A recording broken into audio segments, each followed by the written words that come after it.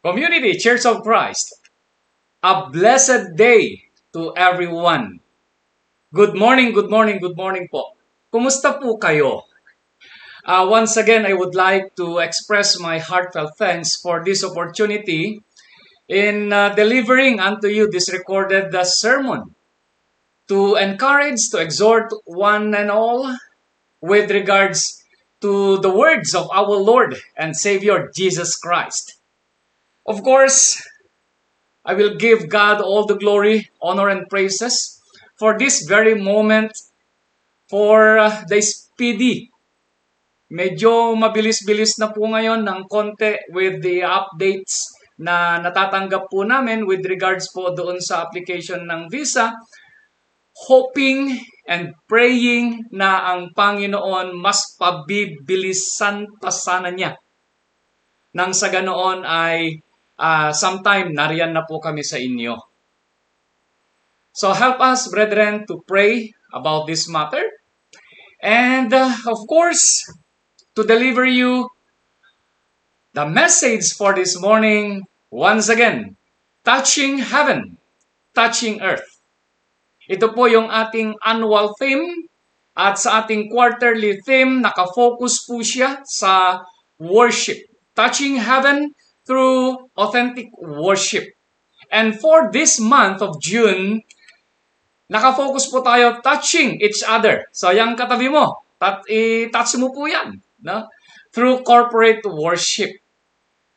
As it was stated in the book of Acts, in chapter 2, verses 42 to 47. At ito po ang sinasabi, they devote themselves to the apostles' teaching and to fellowship, to the breaking of bread and to prayer. Everyone was filled with awe at the many wonders and signs performed by the apostles. All the believers were together and had everything in common. They sold property and possessions to give to anyone who had need.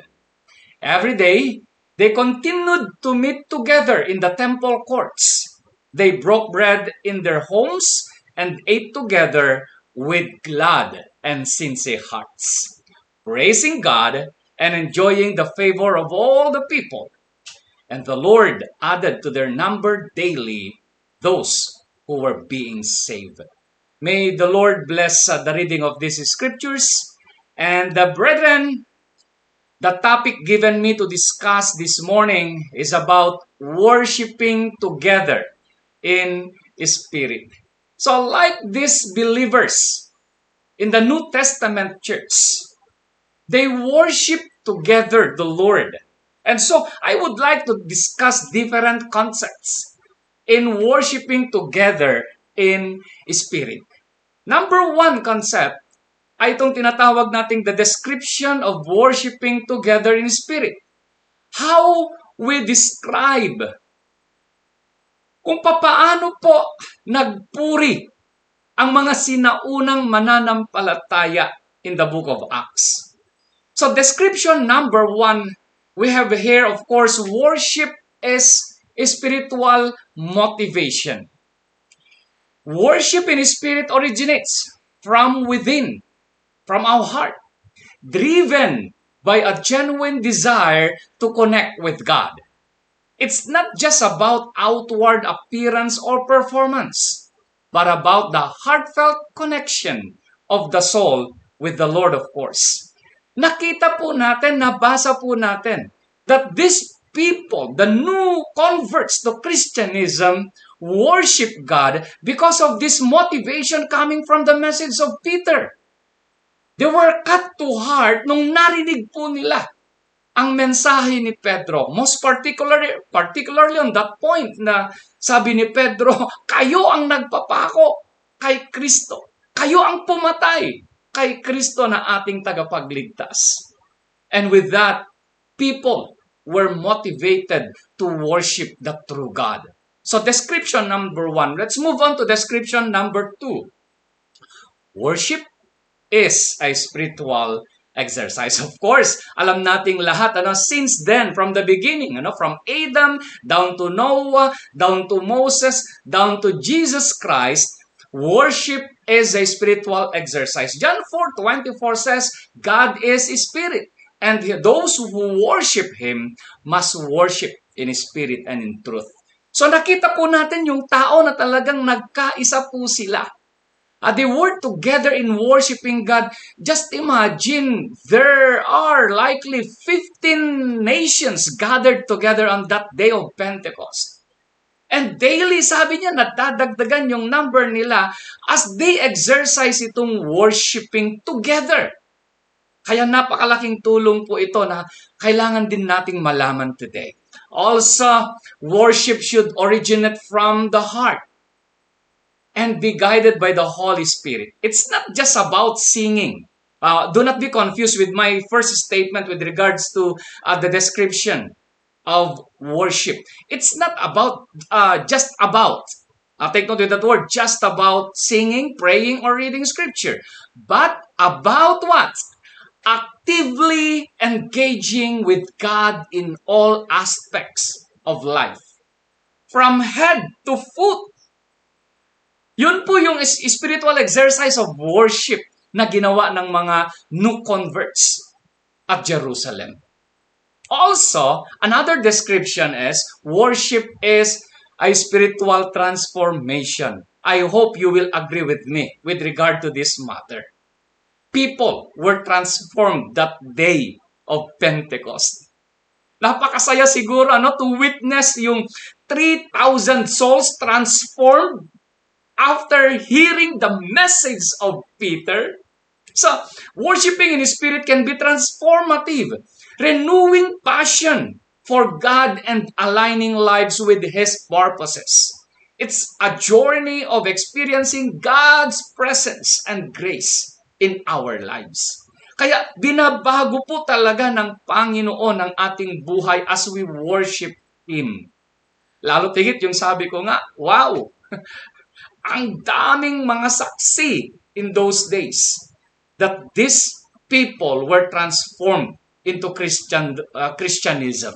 Okay, so as we reflect then now, worshiping together in spirit means a corporate expression of sincere and heartfelt devotion to God. Take note of that. Sincere and heartfelt devotion to God, fueled by love, gratitude, and of course, the Holy Spirit. Kung wala po yung Holy Spirit that worked that day, to this, most probably, nasa 120 believers. Yan yung nagkatipon-tipon sa upper room when the Holy Spirit come unto them. And now, yung kanilang buhay na nagpupuri sa Panginoon, fueled by love, with gratitude from their hearts, ay talagang nagkaisa yung mga puso nila to worship God. So, ito yung sinasabi ko po ngayon, na description ng worship, that in the church, napakaganda sana, na yung espiritu po natin ay iisa na nagpupuri sa ating Panginoong Diyos. Now, concept number 2 in worshiping God with the Three Spirit. Okay, so we have here the designs. Of course, inuna ko po yung description as we define yung worship. Ngayon naman yung mga designs, titingnan po natin. Yung mga design of worshiping together. Of course, design number 1, we have there adoration and praise. Dito na papasok yung sinasabi ko kanina, that the description is not just about yung mga expressions of adorations. Now, of course, adoration and praise for God through various means such as singing, praying, and offering acts of service. So, yung ginagawa po nating usual sa loob po ng church. Okay? So, ito po yung napakagandang makita sa loob ng church. That sometime, iba-iba kasi yung mga tinatawag nating disenyo ng ating pagpupuri sa Panginoon. Some will remain a traditional way of worship. Bakit ko po sinabing traditional? Okay. In singing, ay talagang ang mga kamay ay nakahawak lang. Okay? Then, Mga paa, steady lang. Pag nakikinig ng sermon, sakto lang. Walang kumikilos sa buong katawan. Ni halos hindi nga parang pwedeng humalakhak sa mga katawa-tawang parte na sinasabi ng pastor sa kanyang sermon. Nahihiya pa nga minsan, na magtaas ng mga kamay to praise God. Okay? But, doon sa modern type, yun na nga yung sinasabi ko sa San Juan Church dito sa Ilagan, brethren, you are free to move. Pero kung ayaw mo, nasa sayo yan. Dahil yung puso mo na nagpupuri kay God ay sinusunod mo. You are following what your mind and your heart. So, ano bang meron dyan? Kaya sabi ko, pag sinabi niyang, you set my feet to dancing and you feel to dance, why not nagawin mo yung pagsasayaw? So, that is adoration and praise, brethren. At ito yung sinasabi ko po ngayon na, well, in worshiping God, what matters is our hearts. Okay. Now, design number 2, of course, andyan po yung exhortations and messages coming from this book, the Bible. So, engaging with God's Word. Napakaganda niyan, As you listen to His words, you are engaging with Him through Scripture reading, teaching, so sa Sunday school po yan, and preaching that helps deepen one's understanding of God's will and purpose. So naiintindihan po natin yung kagustuhan ng Panginoon through these messages, through these exhortations. Kaya napakaganda na pakinggan talaga natin ng masinsinan ang kanyang mga salita. Now, next, fellowship and connection. Ito po yung gusto kong makita nyo na napakagandang design na ginagawa nating worship together in spirit.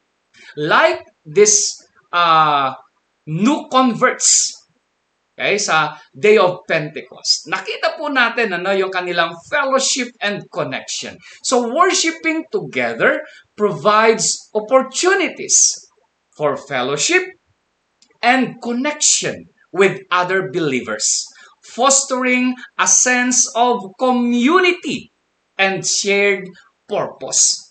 So, what is the purpose? Why you are doing this worship? Nagkakaisa ang mga puso, ang isipan to thank God, to praise God because what He has done in my life. Imagine mo ba naman, naintindihan ng mga taong ito that without this Jesus who was crucified on that cross, wala silang kaligtasan.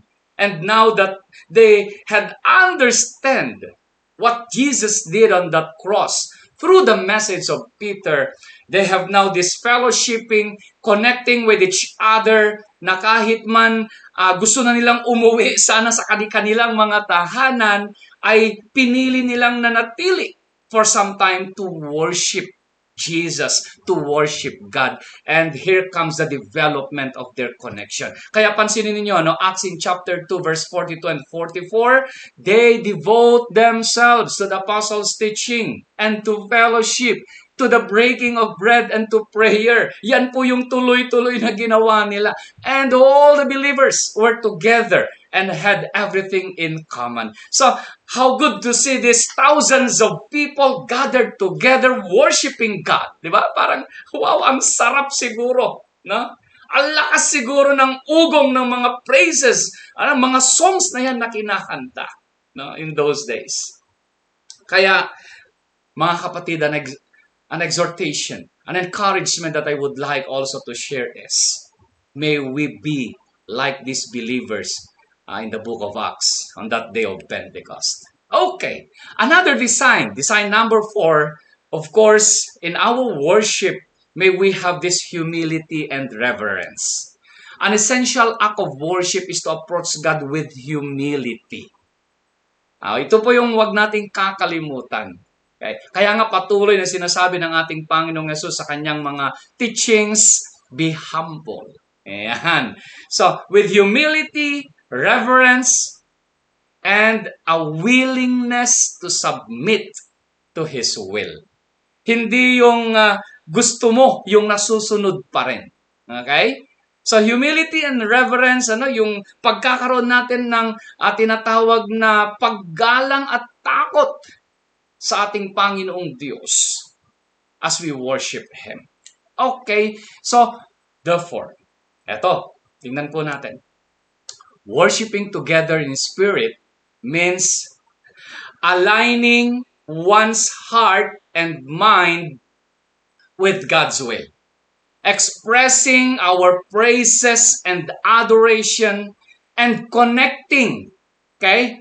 Ito po yung napakaganda, yung connection po natin with others in a shared experience of spiritual unity. So ito po yung sinasabi ko, parang sa music lang. Okay? The tempo, the beatings, lahat from drum set to the bass guitar, to the electric guitar, to the organ, doon sa mga kumakanta, sa ating mga palakpak, di ba? May we experience a spiritual unity. Amen? Okay, palakpakan nga po natin ang Panginoon. Wow, praise the Lord. Okay, now, concept number 3. Ano ang mangyayari as we worship together in Spirit? The benefits, the rewards. Kaya sinabi ko dito, the delights. Yung nagbibigay ngiti as we worship together in Spirit. Okay, delight number 1. Alam niyo po ba ang sarap nito? Spiritual growth and strength. Do you believe in this? As we worship together, there will be spiritual growth and strength. Why? Number 1, encouragement and support. Manggagaling yan sa mga fellow believers. Kaya kung nandun ka, you will grow. You will be strengthened. You will be encouraged. You will be supported.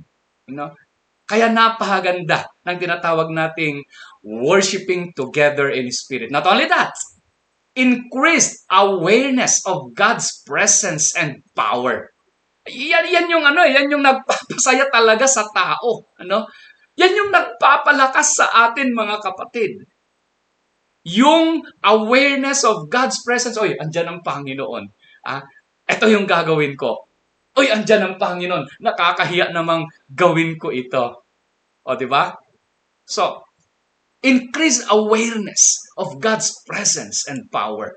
And not only that, the opportunity to share joys and struggles with others. You can share your joys, your blessings na tinatanggap mo sa Kanya, and even your struggles. May kabigatan po ngayon yung aming kaloob-looban sa pagpanaw po ng isang malapit na teacher, professor ko noon nung nasa seminary po ako. At hindi lamang pong professor, kundi an advisor.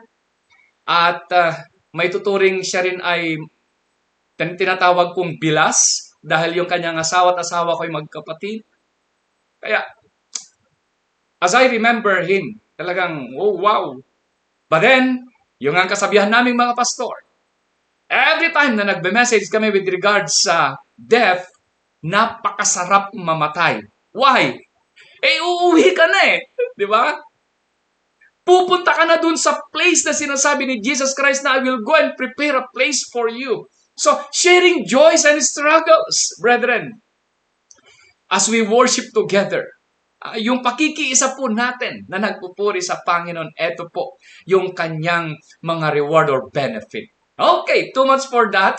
By the way, may we pray for the family of Pastor Alex na siyang pumanaw po. Okay, delight number 2. Building community and unity. Okay? Building community and unity. As we worship together, relationships will be developed within the body of Christ. Isa pong realidad iyan na hanggang ngayon, I'm so happy. I'm so blessed na nakakakita doon sa mga brethren na naging parte ng aking ministry. A relationship wherein talagang nakatali na kayo sa isa't isa na kahit saan ka man mapunta. Pastor, kumusta? Wow! Building community and unity. Okay? Developing relationship within the body of Christ, and then of course, overcoming divisions and differences in the church. Ito po yung talagang makikita natin sa Book of Acts. That because they are united, because their heart and mind goes together, talagang there is no such divisions and differences. Though sometime like the Apostle Paul and Barnabas, nagkaroon sila ng dispute with regards to John Mark, pero magkasama pa rin sila sa ministry. Di ba? And so, building community and unity, ito yung magiging delight, isang reward, isang benefit ng worshiping together in Spirit. And of course, fostering a sense of belonging and a purpose. So, kapatid natin yan. Di ba? Kasama natin yan sa ministry. Okay? So, napakaganda ang magiging benefit nitong worshiping together in Spirit. Of course, delight number 3, inspiring witness and service. Kahit hindi na po tayo iimik, ito po yung gusto kong makita ninyo, na nararanasan po natin ngayon sa mga ministry na ginagawa. Kahit hindi na po tayo iimik, people will talk. People will say, ang ganda ng samahan ng mga yan. Then, maya't maya, andyan na. Actually, may mga ganyang testimony, yung mga pumapasok po sa church na pinaglilingkuran ko dati. Na ang sabi, nakita kasi namin yung ganda. Yung saya ninyo, yung tuwa ninyo. I would like also to experience that. So, nagiging witnesses po tayo sa ating paglilingkod, mga kapatid, kapag ka nakikita nila ang bagay na ito. You know what? Ang isa sa parang pinapangarap ko talaga is like our body parts. Na ituring sa Book of Ephesians na ang iglesia ay parang isang buong katawan. In the Book of Corinthians also, the Apostle Paul discussed about this matter. Na ang katawan po natin, iisa with many parts. At kung nagkaisa talaga, ang ganda po ng kanyang nagagawa. So, inspiring witness and service, showing the world the love and unity of believers, encouraging a desire to share the gospel with others, motivating believers to serve God and others. Ito po yung talagang ang gaganda at ang sasarap ng mga rewards na pwede pong magawa ng isang church na nagpupuri na iisa in the Spirit. So, worshiping together in the Spirit is very important. So, this worshiping together in Spirit should emphasize the importance of true, so ito na po, true and sincere worship that is rooted in a genuine relationship with God. Wala na pong iba. Talagang yung ating pagpupuri, yung ating pananampalataya, talagang yung foundation niya si God rather than just performing rituals. Alam niyo po, kahit ang ganda ng mga music, kahit ang ganda ng sermon, kahit gaano kaganda yung damit mo, kahit gaano karami yung nagpupuri sa loob ng church, if we do not have this sincere, heartily, and united worship rooted in God, ay magkakaroon po ng tinatawag nating diferensya. Okay? So, it should also highlight the communal aspect of worship, emphasizing how we can encourage and support one another in our worship journey. Nabasa po natin na yung pag-aari na ng isa ay sa kanilang lahat. At ang maganda pa na nangyari is yung mga may kaya, ibinenta nila yung kanilang lupa, ari-arian, at ibinigay dun sa mga needy. Wow, sabi ko nga, may mga taong nakakakaya pa kaya. Kaya nga, napaisip ako tuloy, may gumaya rin noon. Ano nangyari? In Acts, in chapter 5. Makikita po natin rito na ang gumayang mag-asawang Ananias and Sapphira. Ano po yung ginawa nila? Nung nakita po nila yung amount of money na napagbentahan po nila, wow, nagkaroon na sila ng kakaibang plano. Huwag po sana. Okay? A promise is a promise. So be like Joseph, a Levite from Cyprus, na ginawa niya talaga yung best niya, na ibinenta yung kanyang ari-arian at itinulong sa mga nangangailangan. Wow! What a spirit! Di ba? So, as we end, may we reflect now then with this very important verse in the Bible. And they were continually devoting themselves to the apostles' teaching and to fellowship and to breaking of bread and to prayer. Together. Okay? Together. Nagkaisa po sila na ginawa ang bagay na ito. Okay?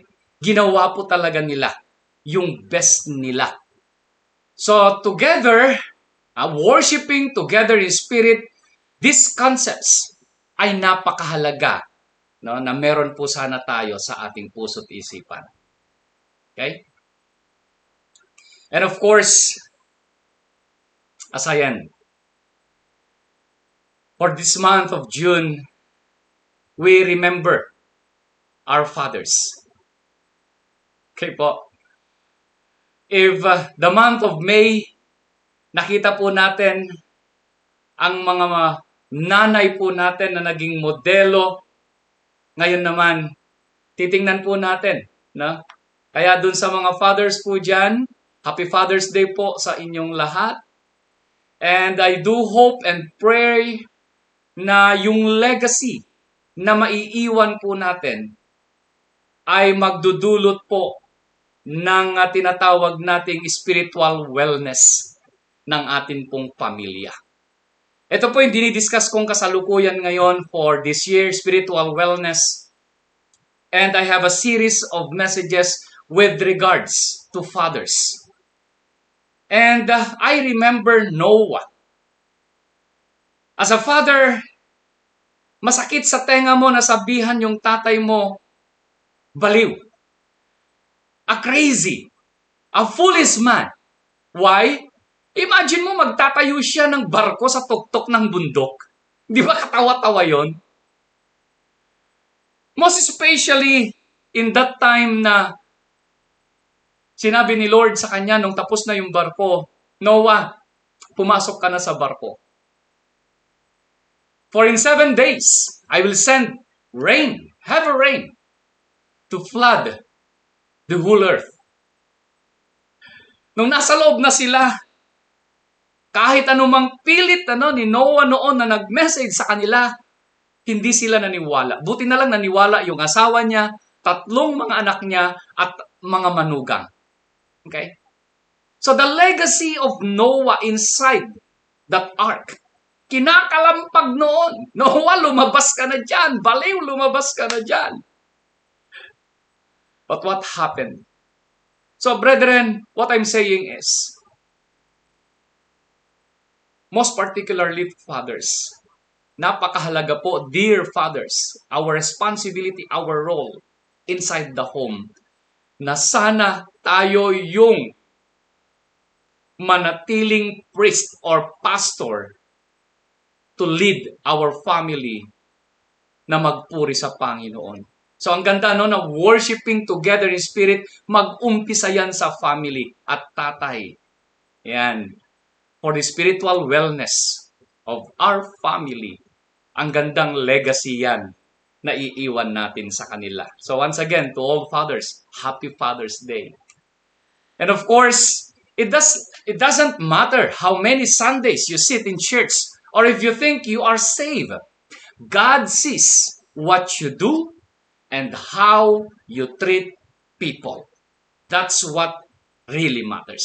So yan yung worship na tinitingnan natin. So brethren, let us worship God in His Spirit and in truth with a right heart. I repeat, let us worship God in His Spirit and in truth with a right heart. May the Lord continue to bless you, brethren. Let us pray. Our loving God, O Lord, thank you so much for your message this morning. Thank you for the example that we can see to the lives of new converts in the book of Acts. Result of the strong and passionate message of the Apostle Peter. People were convicted to believe in your Son Jesus and to worship you in a true heart and in spirit.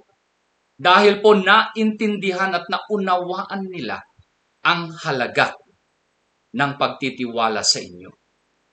That is the reason why, Father God, they worship you together in spirit and in truth. Na, Panginoon, nais nyo rin na ganyan din ang gawin namin for us, Lord God, to become also a witnesses in our times. So, Lord, help us to be united, to be as one in worshiping you. Na kahit man we have differences, Father God, make us united as we worship you. Also, Father God, I'm praying for Community Church of Christ, for your continued blessing mula po sa mga leaders, sa mga members, and to the visitors who are attending. Thank you so much, Father God. And this is our prayer in Jesus' mighty name. Amen and amen. Once again, maraming salamat po and God bless everyone.